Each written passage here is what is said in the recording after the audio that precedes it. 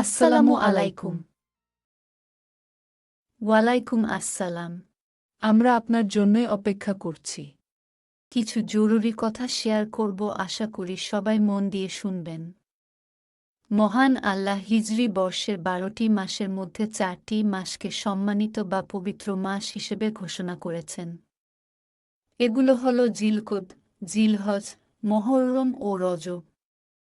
প্রথম ৩টি মাস আসে ধারাবাহিকভাবে, আর রজব হচ্ছে জমাদিউ সানি ও শাবানের মধ্যবর্তী মাস।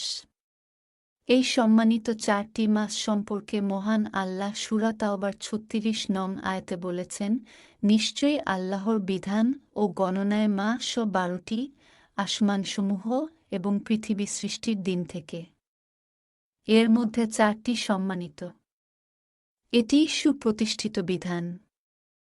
সুতরাং এর মধ্যে তোমরা নিজেদের প্রতি জুলুম করো না। আর মুশরিকদের সাথে তোমরা যুদ্ধ করো সমবেতভাবে, যেমন তারাও তোমাদের সাথে যুদ্ধ করে যাচ্ছে। আর মনে রেখো, আল্লাহ মুত্তাকিনদের সাথেই রয়েছেন। আরবি মাসের সম্মান নিয়ে মহান আল্লাহ কুরআনে আয়াত নাজিল করেছেন, এটা আজ প্রথম জানলাম।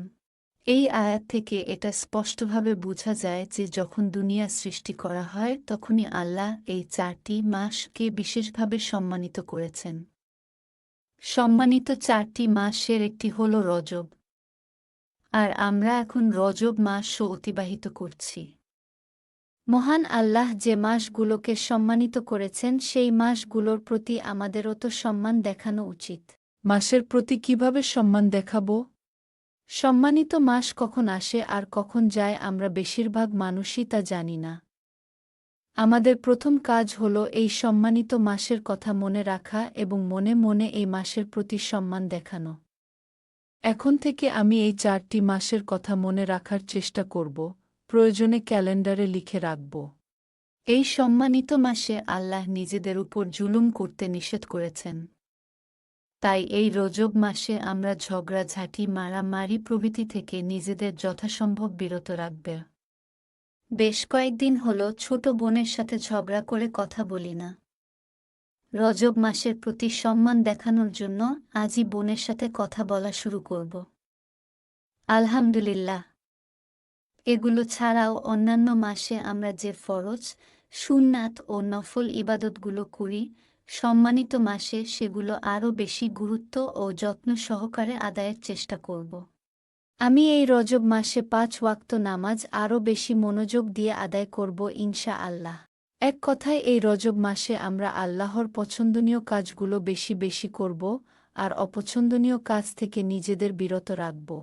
রজব মাসের সম্মান আদায় করা খুব কঠিন কিছু না। এই মাসে আমরা যদি আমাদের দৈনন্দিন কাজ আর ইবাদত সমূহ কোরআন হাদিস অনুযায়ী পরিচালিত করি তাহলেই রজব মাসের সম্মান আদায় হয়ে যায়, তাই না ভাবি? ঠিক তাই। এছাড়াও রজব মাসে আমাদের নবী সাল্লাল্লাহু আলাইহি ওয়াসাল্লাম একটি দোয়া খুব বেশি বেশি পড়তেন। দোয়াটি হল আল্লাহুম্মা বারিকলানা ফি রজাবা ওয়া শাবানা ওয়া বাল্লিগনা রামাদান।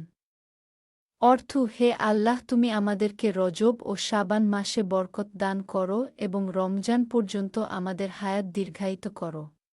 দোয়াটা যেমন সুন্দর তেমনি অর্থটা আরও বেশি সুন্দর। রজব মাসকে আল্লাহ নিজে সম্মানিত করেছেন, তাই আমরাও রজব মাসের সম্মান ও মর্যাদা রক্ষার জন্য যথাসাধ্য চেষ্টা করব। আর এই দোয়াটি বেশি বেশি পড়ব। আল্লাহ আমাদের সবাইকে তাওফিক দান করুক। আমিন।